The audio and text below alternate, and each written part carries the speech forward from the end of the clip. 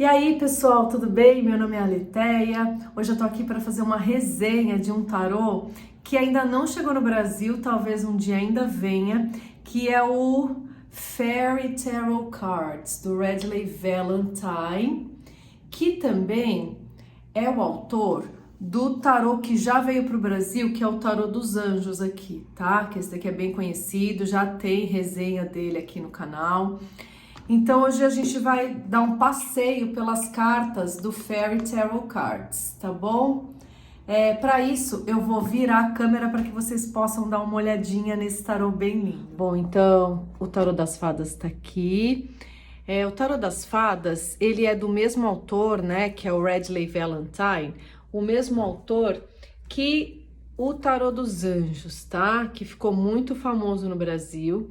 E hoje em dia a gente tem a versão pela editora Pavão Branco, que é essa daqui, que é lindíssima, não deve nada para a edição da Hay House, que é a edição americana. A caixinha é até mais bonita, né? Eu já mostrei esse tarô aqui num outro vídeo aqui no canal sobre o Tarô dos Anjos. O Radleigh Valentine, ele fez esses tarôs e acho que até alguns outros junto com a Doreen Virtue, né? Que ela foi uma esotérica da Hay House também. Eles têm um canal no YouTube, essa editora que tem muitos palestrantes, né? Pessoal dentro do esoterismo que fala sobre anjos, tarôs, cristais, entre outras coisas. E essa Hay House, ela patrocinou muitos oráculos da Doreen Virtue, né? O Radleigh Valentine tá lá até hoje. Só que a Doreen Virtue, ela teve uma experiência com Jesus, ela virou evangélica e ela pediu para que retirasse todos o nome dela de todos os oráculos que ela criou, né? Seja os que ela criou sozinha, ela mandou tirar todos, e os que ela criou em parceria, ela pediu para tirar o nome dela da parceria. Então aqui hoje em dia você só vê o nome do Radleigh Valentine, tá? O Tarô das Fadas, ele veio depois, né, o Fairy Tarot Cards, do que o Tarô dos Anjos, e a gente vai dar uma olhadinha nesse tarô aqui hoje, tá bom? Então, ele vem aqui numa caixinha bem durinha, né, de papel cartão, bem bonitinho. Aí você abre, tem um livrinho que acompanha. O livrinho, ele é bem simples e ele traz informações básicas sobre cada carta, tá? Então é um livro que não ajuda aquelas pessoas que estão no início da jornada dos seus estudos de tarô. Esse tarô, ele é baseado no tarô de Marsella, no qual também foi baseado o tarô de Rider-Waite, que hoje em dia quase todos os tarôs modernos são baseados no Rider-Waite.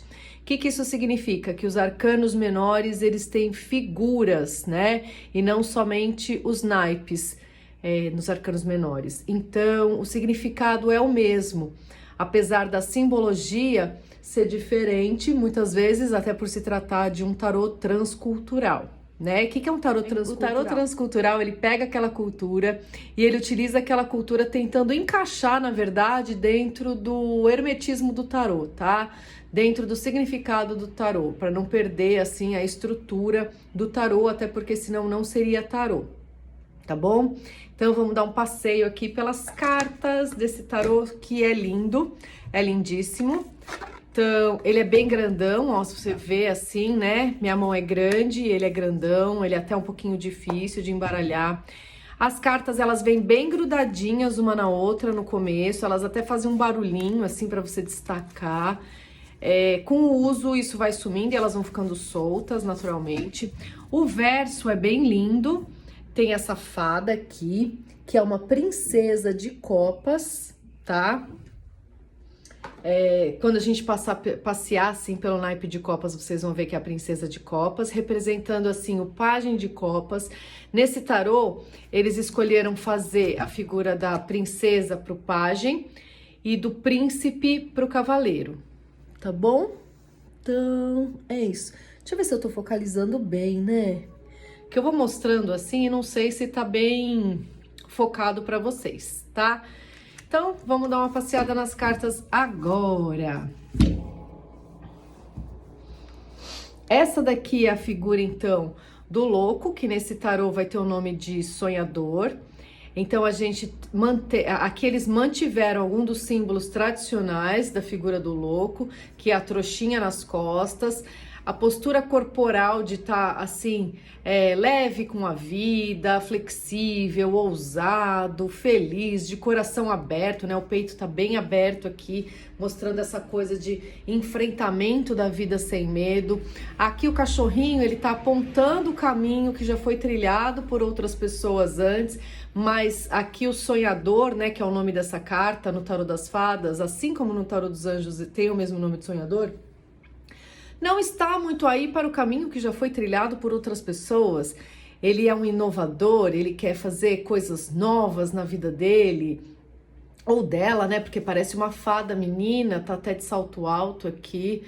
Então, leva a vida com leveza e tem alguns dos símbolos tradicionais. O cachorro, a trouxinha, a postura corporal de leveza e o aviso do cachorro que tá avisando, vai por ali. Nos tarôs tradicionais, como por exemplo Rider-Waite, o cachorrinho tá mordendo o calcanhar, né, do louco e falando, não vai por ali, não vai por ali. E é isso. Aqui a gente tem a figura do mago, né? O mago, ele tá trilhando aqui um caminho, é o senhor do próprio caminho, o criador da realidade. Ele tá com as duas mãos ocupadas, manipulando energia, né? Aqui parece um caduceu. O caduceu é o símbolo da medicina moderna. E aqui ele tem também aqui o símbolo do infinito, então a criação com as próprias mãos de infinitas possibilidades, que tem o mago, todo aquele poder criativo, é uma figura que está em pé, mostrando muita atividade, já indo em direção daquilo que quer e que deseja. Aí a gente tem a figura da sacerdotisa, que tradicionalmente sempre tem um livro no colo, né? Aqui a sacerdotisa, ela tá em pé e não sentada, como ela é comumente representada, sentada, dando a ideia de uma energia mais passiva, feminina, né? A carta é mais escura que o mago, mostrando que aqui a gente tem uma energia solar masculina, aqui a gente tem uma energia lunar feminina. Então é uma carta do inconsciente. O mago é uma carta da consciência, que é do inconsciente, da espiritualidade, daquilo que nos governa se a gente não toma conhecimento desse mundo inconsciente. E aí a gente chama isso de destino, como Jung já falava, né? Aqui tem água nos pés dela, essa água vai representar a ligação com o universo emocional lunar, tá? E o grande conhecimento, né, que é o símbolo aqui do livro. Aqui a gente tem a imperatriz, que em roupas muito ricas, dourada, a imagem é muito dourada, tem muito brilho, mostrando que ela é aqui a rainha, é uma figura de poder, uma figura rica, uma figura abundante, que criou a própria realidade, né? Aqui ela tem a figurazinha de um bebê, então aqui ela não é representada grávida, aqui ela já teve o seu bebê e ela tá muito feliz, muito contente na posição que ela tá, com a vida que ela tem, ela tá feliz em ser quem ela é, né? Aqui a gente tem a figura do imperador, que diferente de outros tarôs, tem um coração aqui. Esse cetro com o mundo é bastante comum, ou um imperador com o mundo nas mãos é bastante comum, porque vai mostrar o poder de comando que tem esse imperador, né? A palavra de ordem que ele tem.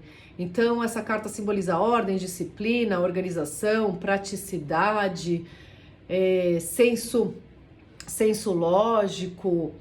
E aqui vai falar que é importante nesse tarô das fadas você ter um equilíbrio entre o controle e o coração, né? Entre os sentimentos e as coisas materiais. Então é o imperador mais equilibrado, eles quiseram mostrar aqui nesse tarô das fadas, tá? Aqui a gente tem a figura que nos outros tarôs é chamada de papa ou hierofante ou até mesmo hierarca. E aqui a gente tem a figura de um velho sábio, né? Aqui ele tem um cajado. O cajado geralmente é símbolo de conhecimento. Isso é um símbolo tradicional na figura do eremita, mas aqui a gente tem na figura do Papa, tá? No Arcano 5 mesmo.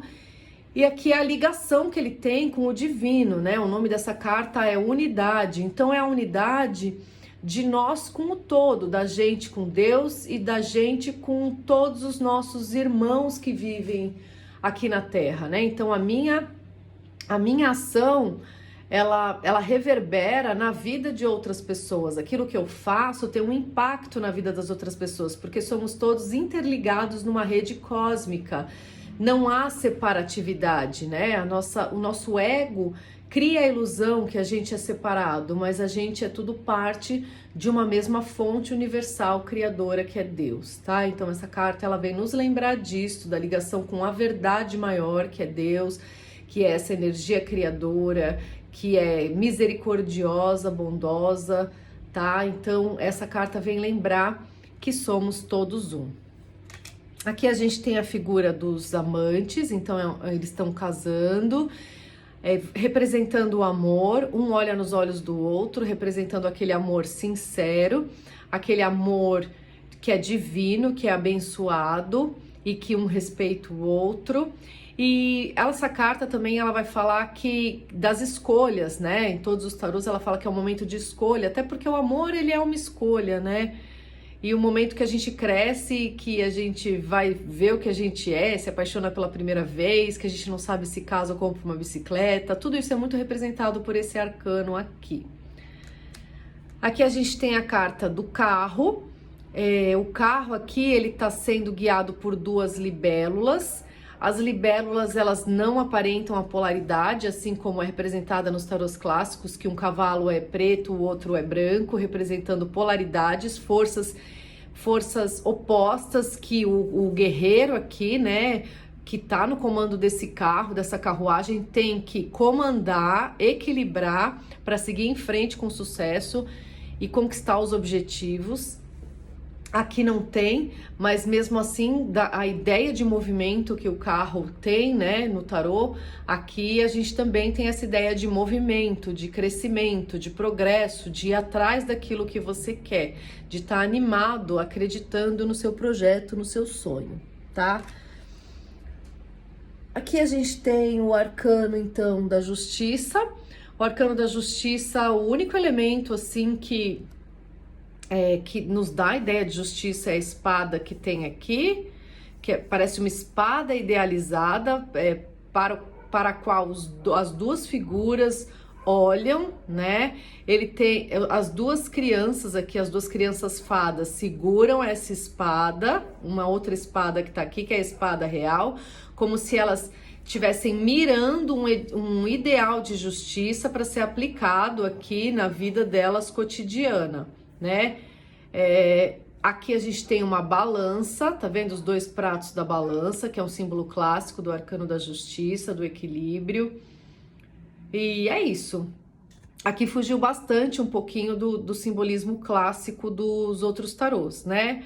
Mas a gente ainda assim, a gente tem essa ideia da imparcialidade, né? De toda escolha ter dois lados, né? A faca de dois gumes, tudo aquilo que a gente escolhe, ela tem um resultado diferente. A gente tem que ter muito bom senso e ser muito imparcial para fazer as escolhas mais justas e certas. No eremita a gente tem uma senhora, né? A gente tem uma fada mais velha, representada com os cabelos brancos, indicando sabedoria. Ela tem aqui a lanterna ou lampião, né, aceso. Ela segura também uma estrela de 6 pontas. Dá para vocês verem a estrelinha de 6 pontas, que é a estrela de Davi ou a estrela do rei Salomão. A estrela de 6 pontas, ela representa, entre outras coisas, a harmonia, né, entre o céu e a terra, porque um triângulo, ele aponta para o céu e o outro triângulo aponta para terra. Então, o equilíbrio entre o mundo material e o mundo espiritual. O número 6 na numerologia, o 6 aqui no caso, não falando do arcano 9, mas falando do 6, da estrela, né, da estrela de 6 pontas, o 6 na numerologia tá ligado com harmonia, beleza, dons artísticos, música, maternidade, cuidados com o outro, amor, tá? Amor incondicional. Então o 6 ele tá muito ligado a isso. E aqui o eremita é aquela figura que se isola do mundo para se conhecer melhor, né? Que não dá mais valor tanto para as coisas aqui desse mundo, para as festas, para o status, para as coisas materiais. Aqui é aquele período que a gente se volta mais para dentro de nós mesmos, a gente fica mais contemplativo, a gente medita mais, observa mais, a gente vai adquirindo mais sabedoria, até porque a gente começa a olhar mais para nós mesmos, para dentro de nós mesmos, tá? Aqui a gente tem a figura da roda da fortuna, né? A roda da fortuna que representa os altos e baixos da vida. Aqui ela é representada por uma roca. A roca, quem não lembra o conto da Bela Adormecida, que ela pica o dedo aqui, pica, será que eu falei certo? Ela machuca o dedo na ponta da roca, né? E ela dorme até que ela seja acordada pelo príncipe encantado. Então a roca é aquilo que fabricava tecidos, né? Que fazia os tecidos. E nesse sentido de você tecer a sua própria vida, de você criar a sua própria vida e assim com a sua ação criar os seus karmas, os seus créditos e débitos kármicos, né? Porque a gente não tem só coisa ruim. Então a roda da fortuna, ela vai falar das idas e vindas da vida, dos altos e baixos que a gente vai passar, até porque a gente tem as ações que a gente vem fazendo, fez no passado, faz agora, e tudo sempre tem uma consequência, né? Então, assim, a plantação é livre, mas a colheita ela é sempre certa. Então, esse é um arcano ambíguo. O que vai mudar? A gente nunca sabe, depende das ações da pessoa que perguntou. Aqui a gente tem a carta da força, que comumente também ela é representada com um leão, uma mulher segurando um leão, representando a força feminina para dominar uma fera. E a força feminina, no caso aqui, seria uma força interior e não uma força física, uma força que é acolhedora ao mesmo tempo, que acolhe a fera, não nega as necessidades dessa fera, acolhe. E aí essa fera ela mansa, essa fera é o nosso eu interior, tá? É a nossa rebeldia interior, é o nosso lado mais animal, instintivo, aquele lado que é difícil de dominar na gente mesmo, né? Então aqui quando a gente acolhe a nossa sombra, ela não nos domina, ela para de nos dominar, porque ela para de querer sair à força para se impor, porque a gente está olhando para ela.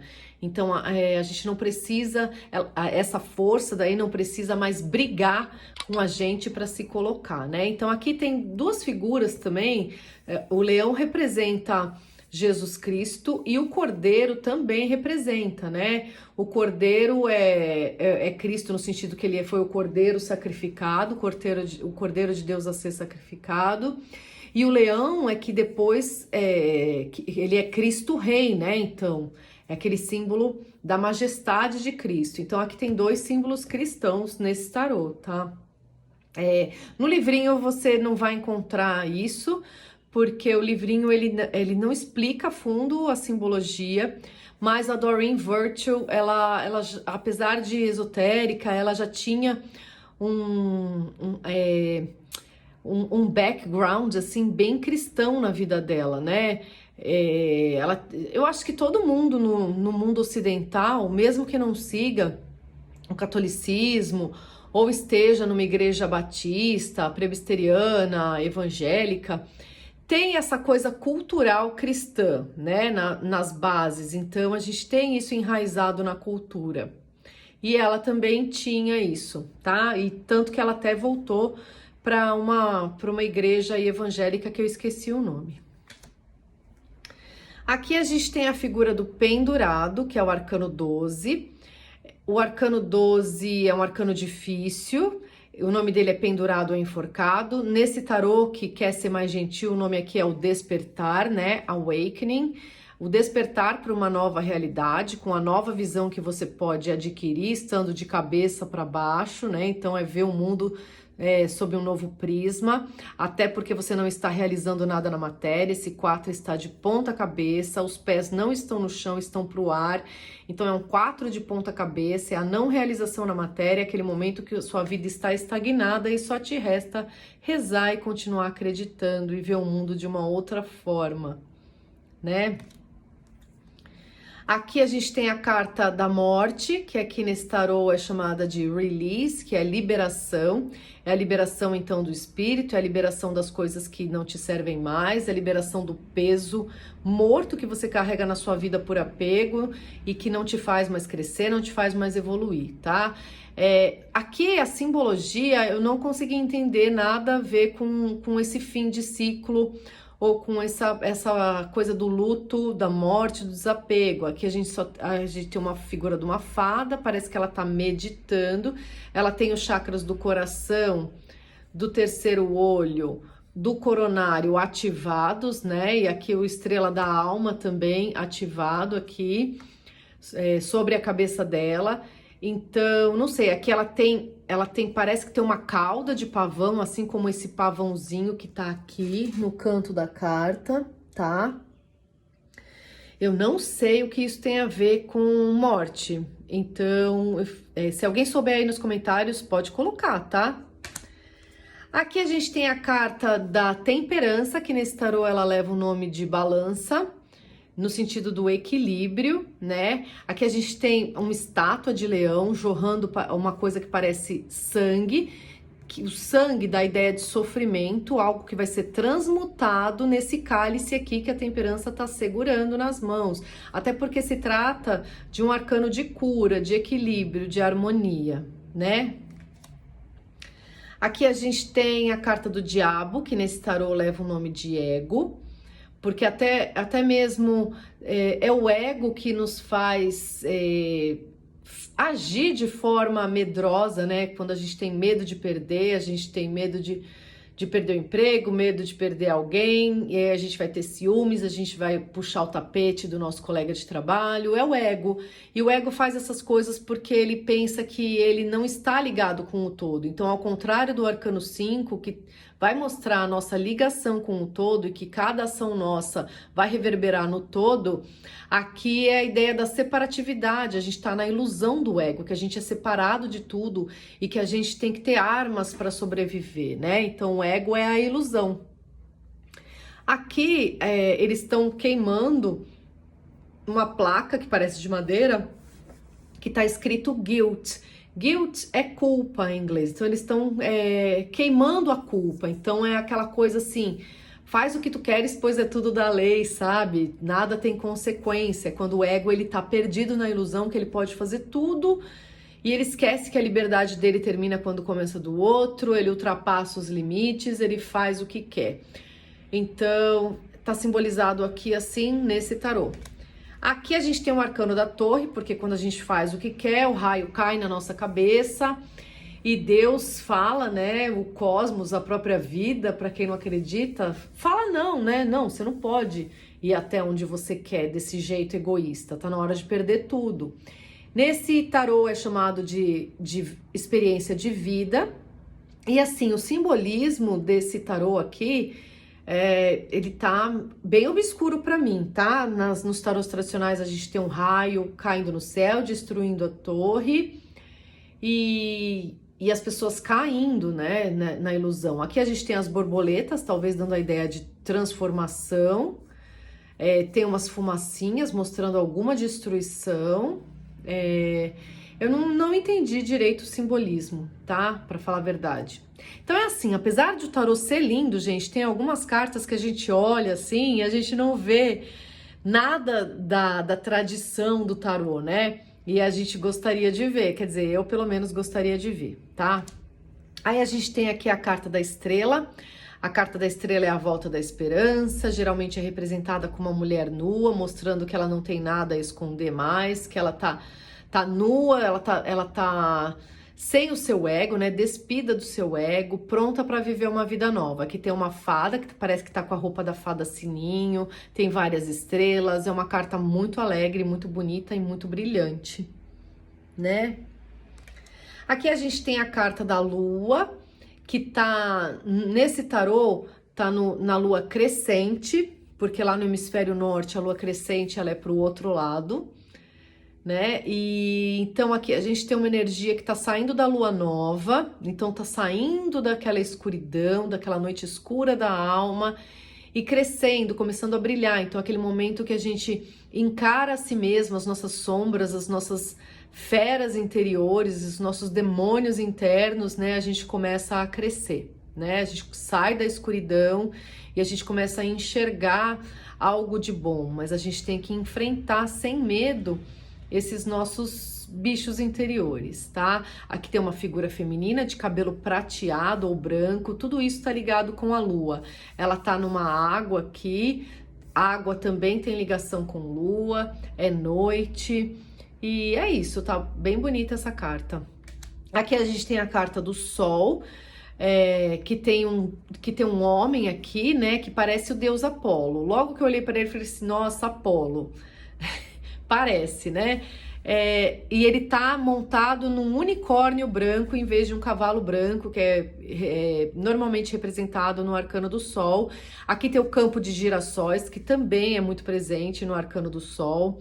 Só que tá faltando uma coisa importante, tá faltando o próprio Sol, né? Apesar dele ter os cabelos cor de sol e o girassol, eu senti falta do astro mesmo, do astro rei aqui. Então aqui é o momento que você tá na noite escura da alma, você enfrentou seus medos e aí quando você enfrentou, você tá pronto para um novo dia.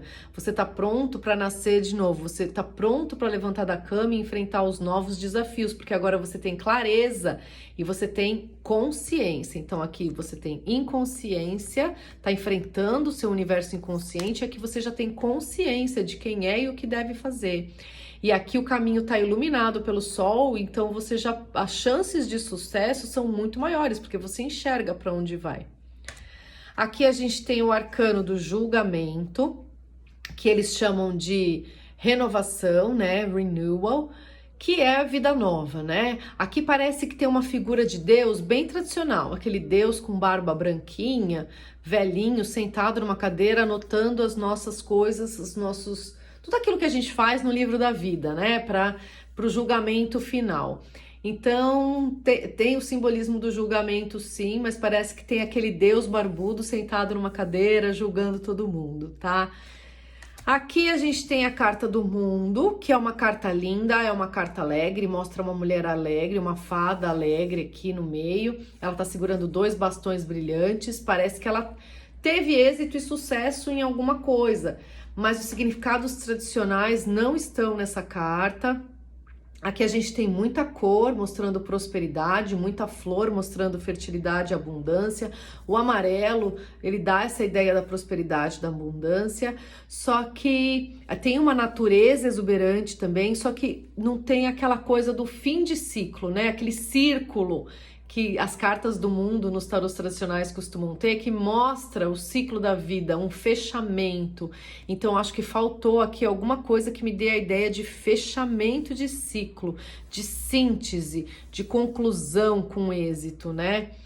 E a gente pode saber de todos esses significados porque a gente estudou tarô, sabe os significados e tal, então a gente aplica e usa o tarô bonitão.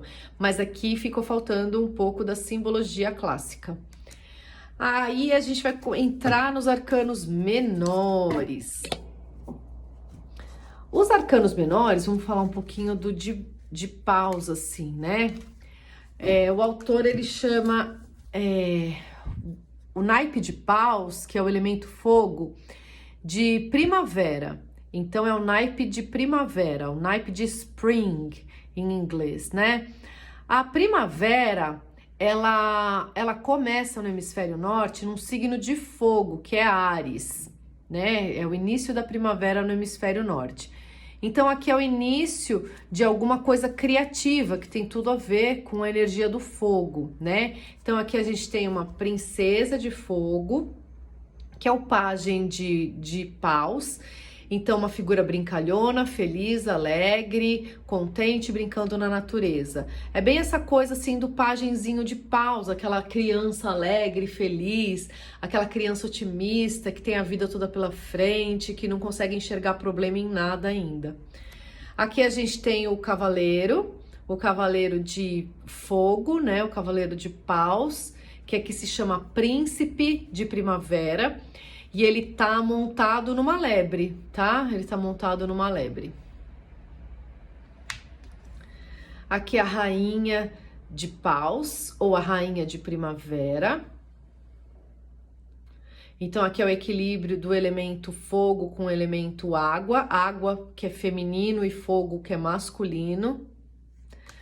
Aqui a gente tem o rei de paus.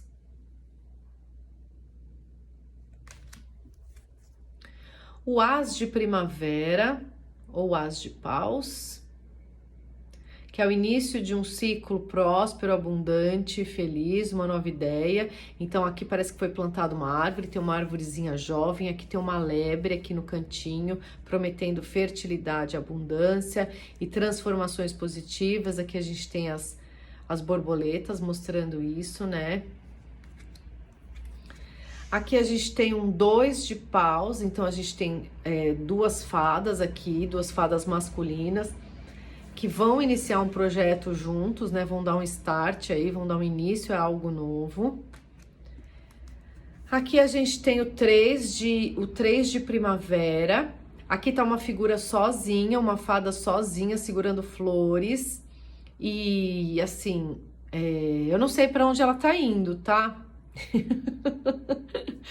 A simbologia dos arcanos menores, elas ficaram bem mais distantes do tarô, por exemplo, de Rider-Waite. Então, quem não conhece tarô e olha só a figura, dificilmente vai ter uma ideia do significado daquela carta, né? Não sei se vocês concordam, se vocês discordam. Aqui a gente tem um 4 de primavera, um 4 de paus, que nos tarôs tradicionais é aqueles 4 paus e a galera feliz numa festa. Aqui parece que tem um casal feliz também dançando, celebrando. Aqui é o 5 de paus, que sempre é representado com uma luta, né? Tem várias figuras lutando. Aqui a gente tem duas crianças fadas lutando. O 6 de paus tá parecido com os tarôs clássicos. Aqui tem uma figura imponente num cavalo. Parece que tem as fadas aqui, as fadas que estão glorificando essa figura que tá aqui, né? Essas orbes aqui são fadas, tá? Essas orbes de luz. Aqui a gente tem um 7 de paus. O 7 de paus é aquele momento que você tá desconfiado que alguém pode tomar o seu lugar, que você chegou num ponto na vida onde você quer e você acha que as pessoas podem... que você sente que tem que manter o lugar, tem que trabalhar para manter ali o seu lugar. E aqui ela tá lutando mesmo, ela tem um arco e flecha.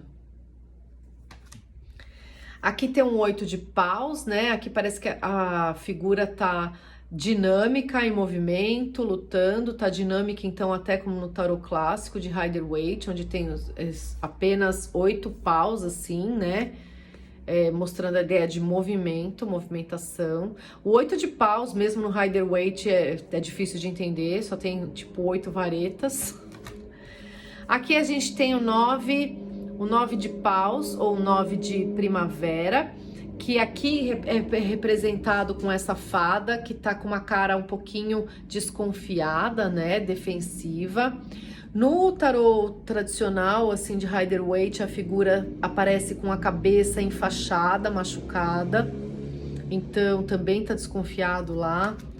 E aqui no 10 de primavera tem essa figura aqui que parece que tá fazendo várias atividades ao mesmo tempo, mostrando aí que a pessoa tá sobrecarregada, né? Que é o clássico do tarô de Rider-Waite também. Aqui a gente vai entrar agora, então, no naipe de água, ou naipe de copas, e aqui nesse tarô, que é o naipe de verão. Aqui a gente tem o pajem de copas, ou a princesa de verão, que é aquela figura que eu comentei no início do vídeo, que o verso é ela, né? Esse pajenzinho de copas, que é uma figura linda, tá? É uma figura intuitiva, tanto que tem esse chakra aqui na testa ativado, né? O pajenzinho de copas é aquela criança sensível, aquela criança mediúnica, aquela criança artística, ou aquele momento seu artístico, sensível, com uma nova ideia, tá? É bem linda essa carta. Aqui a gente tem o Cavaleiro de Copas, ou o Príncipe de Verão, que ele tá montado num dente de leão. Aqui atrás tem uma lua, tem vários dentes de leão, mostrando como os sonhos dele podem ser desmanchados facilmente, né? Até porque ele é muito volúvel em termos de sentimento, muito instável. Então ele tá montado até numa plantinha que ela se desmancha com o próprio movimento, né? Então achei legal, assim, a simbologia dessa carta. Aqui a gente tem uma rainha de verão, ou uma rainha de copas, que ela é sempre uma figura representada sentada com uma taça no colo, né? Aqui, no caso, ela tá, sei lá, conversando com algumas criaturas, com alguns outros elementais. Aqui eu não entendi muito a simbologia, confesso. Aqui a gente tem o Rei de Copas, ou o Rei de Verão, que é aquele homem sensível, terapeuta, bom pai, aquele coração generoso. Mas aqui ele não tá parecendo tudo isso, não. Ele tá parecendo meio, sei lá. Olha a carinha dele, o que vocês acham? Não sei se tá parecendo assim tão generoso. Eu acho que ele tá com mais cara de egoísta, mas tudo bem. A carta é bonita. Aqui a gente tem um As de Verão, né? O que eles mantiveram do tarô clássico? A pomba branca, que é o Espírito Santo, né? A concepção. Aqui tem as flores de lótus, que vai dar a ideia da transformação espiritual. O Espírito Santo é a inspiração divina, então é um momento de inspiração, um momento de imaginação, de início de uma coisa nova boa. Aqui a gente tem o 2 de Verão, que é o momento 2 de Copas, que é quase sempre igual em todos os tarôs, é aquele encontro com o amor, né? Aquele momento que você se apaixona. Aqui a gente tem o 3 de Verão, ou 3 de Copas, que tem 3 fadas felizes, dançando, celebrando, comemorando. Aqui pegou bem os símbolos clássicos. Aqui a gente tem o 4 de Verão, 4 de Copas, que é uma figura que tá mesmo entediada com a vida, né? Que aparece também nos tarôs clássicos, assim. Aqui a gente tem o 5 de Copas. O 5 de Copas sempre tem 3 taças caídas, 2 cheias, ou ao contrário, não lembro, mas dá uma sensação de perda. A pessoa tá vestida toda de preto, mostrando o luto. E aqui, não sei, aqui parece que a pessoa não perdeu nada, tá, sei lá, tá fazendo uma pose aqui de modelo para a revista Vogue. Não entendi a simbologia. Aqui a gente tem um 6 de Verão, que é aquele momento nostálgico que a gente lembra da infância e tal. E aqui tem uma carta assim de 2 crianças, uma criancinha olhando para o céu bem sonhadora, a outra falando com ela bem feliz. Então achei que ficou fofinha essa carta, bem fofinha mesmo. Aqui a gente tem o 7 de Copas. O 7 de Copas é aquele momento que a gente acha que tem várias opções, que a gente tá muito iludido, a gente não consegue escolher nenhuma, né? Porque a gente tá sem foco, a gente acha que tem muito para escolher e tal, e a gente se perde.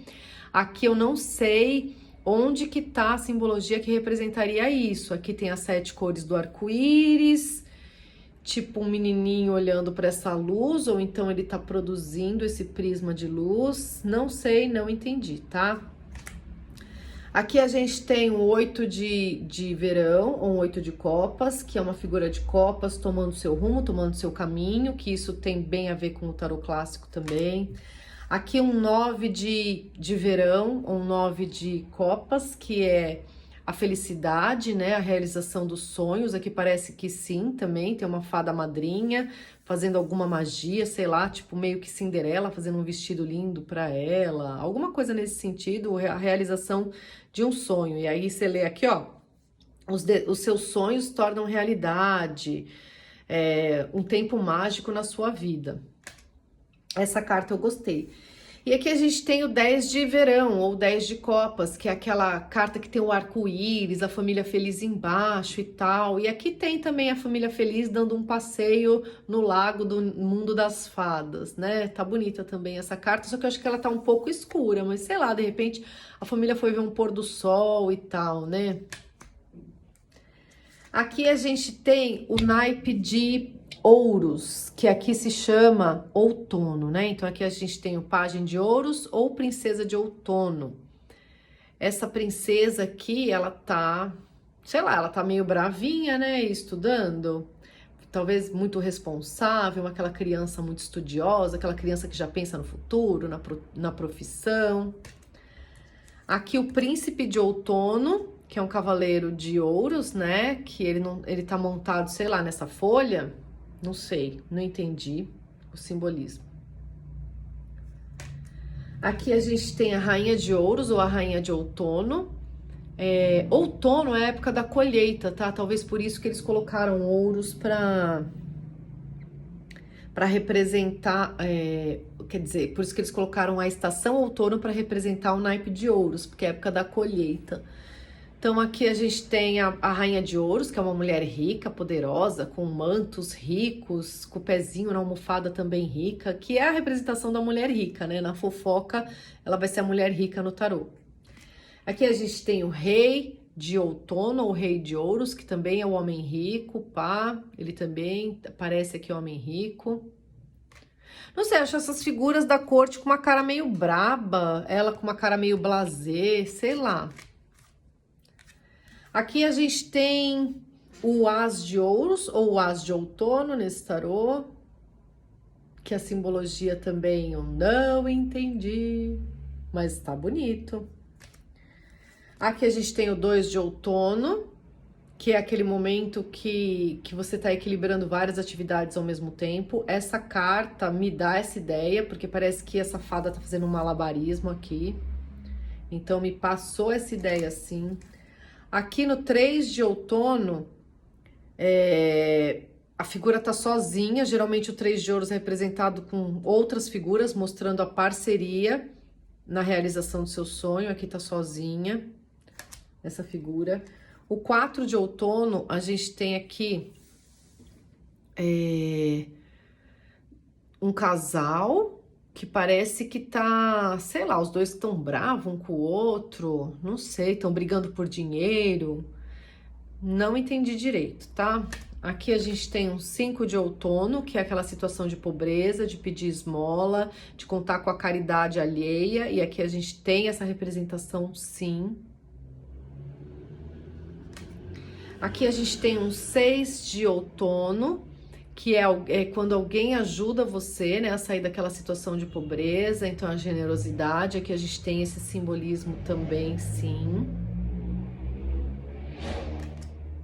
Aqui o 7 de outono, que é aquele momento que você trabalhou e tá descansando um pouco e esperando um pouco dos frutos, né? Então é um momento de paciência e tal. Esse menininho passa essa ideia. Ele tá numa plantação de abóboras aqui, já desfrutando dos pequenos frutos, né, do trabalho dele. Aqui a gente tem um 8 de outono, um 8 de ouros, que é aquele momento de aprendizado, aquele momento de dedicação. Aqui, então, a gente tem uma menininha aprendendo com uma fada mais velha, então aquele momento de aprendizado também está representado. O 9 de outono, o 9 de ouros, que é aquele momento de riqueza, aquele momento que você tá rico e sozinho, tá legal também, não tá muito diferente de outros tarôs, que aparece uma pessoa sozinha, rica e feliz consigo mesma. Aqui tem uvas, né, mostrando a riqueza, a abundância. Aqui a gente tem o 10 de ouros, que tá bem alegre essa carta, tem bastante brilho. Tem pessoas reunidas, assim como nos tarôs clássicos. Aqui a gente tem a princesa de espadas, quer dizer, a princesa de inverno ou pajem de espadas, tá? Que é aquele pajenzinho fofoqueiro, chato, inteligente, cri-cri. E a gente tem essa figura aqui na princesa de inverno, que tá uma carta bem bonita, e ela tá dominando aqui um tigre albino. Bonito, né? Tá lindo. Aqui a gente tem o cavaleiro de espadas, que tá no movimento aqui, né? Parece que tá bem movimentada essa carta, que é um movimento que tem o cavaleiro de espadas mesmo. Ele tá montado, parece que num ratinho, né? Num roedor aqui. Aqui a gente tem a rainha de inverno, né? Que é aquela rainha mais racional, aquela rainha que cansou de sentir as dores da vida e ela finge para ela mesma que ela não tem sentimentos mais. Aqui é um rei de espadas ou rei de inverno, que é aquele rei poderoso, aquele rei sensato, aquele rei lógico, frio, calculista, tá? Aqui a gente tem o as de espadas ou o as de inverno, de novo a figura do tigre albino, né? Tá? Gente, o naipe de espadas é um naipe desafiador, mas ele tá simplesmente lindo nesse tarô. Aqui a gente tem o 2 de inverno, que é aquele momento de trégua, aquele momento que você tá se segurando para não brigar, porque as disputas já estão bem claras, as pessoas já estão posicionadas, basta um A torto que a briga acontece. E no 3 de espadas, né, que tem aquele coração cortado com 3 espadas no tarô de Rider-Waite, por exemplo, aqui parece um momento meio que de paz, né? Parece que tem um Papai Noel vestido de azul, um ursinho fofinho, e a mulher tá segurando 3 bastões, então não me dá ideia de dor, tá? Eu acho que é por causa da coisa gentil também que eles querem passar nesse tarô, né? Aqui fala assim, ó, busque outras pessoas para te dar conforto e amor. Você vai ficar mais forte depois dessa situação difícil. A tristeza vai sarar com o tempo. Sei lá, é tipo isso, sabe? Aqui a gente tem o 4 de espadas, que geralmente é uma pessoa morta, né? E meio que sendo velada, apesar de não aparecer as pessoas, a pessoa tá dentro de uma igreja, morta. Aqui parece também, né, que a pessoa tá ou dormindo, estagnada, então passa essa ideia de inação que tem o 4 de espadas, ou aqui no caso 4 de inverno. Aqui a gente tem o 5 de inverno, que é aquele momento de guerra mesmo, né, de que alguém saiu ganhando e outros saíram perdendo. Aqui no caso esse saiu ganhando, esses dois perdendo, mas parece que tá pacífico assim, é porque eu sei o significado da carta. Senão, eu não significaria desse jeito, não parece que teve uma briga feia aqui. Aqui é o 6 de inverno, ou 6 de paus, né, que é uma figura num barco indo embora, que perdeu mesmo, só que a pessoa tá sozinha. Nos outros tarôs mostra a união do grupo, que perdeu, um dá apoio ao outro, aqui não tem isso.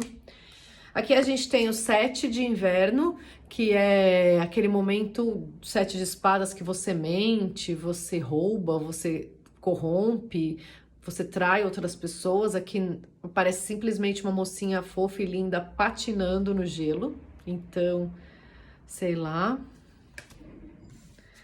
Aqui a gente tem o 8 de inverno, que é o 8 de espadas, né? Que é aquele momento que você se sente psicologicamente preso às suas ideias, você acha que não consegue sair daquilo, é um momento de tormento mental. Aqui parece uma figura também fazendo uma pose para uma foto no tempo medieval. Aqui a gente tem o 9 de espadas ou o 9 de inverno, que é aquele momento que você sofre muito, você tem culpas, não consegue dormir. Aqui essa carta tá representando isso. Se bem que não de modo tão pesado como nos tarôs mais tradicionais, talvez por essa coisa de ter uma mensagem mais gentil e imagens que não assustem o consulente, né? Essa é a ideia desse tarô. E aqui a gente tem o 10 de espadas, que é o momento de definição, finalização, conclusão. Aqui me passa a ideia de que ela tá indo para um outro caminho, então talvez porque algo acabou. Mas tá bem de leve essa ideia aí, tá?